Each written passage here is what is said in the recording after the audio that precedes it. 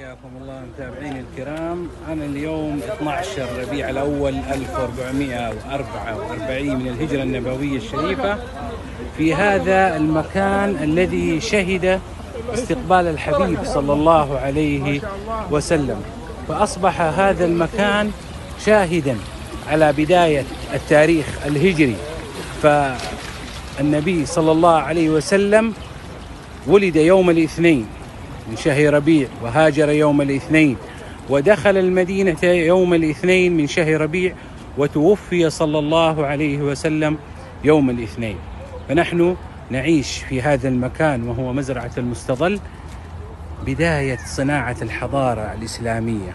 الحبيب حينما جاء وقدم إلى هذا المكان أخذ وأسس القلوب على الحب والتآلف والرحمة قبل أن يؤسس ويبني المساجد. اللهم صل وسلم وبارك على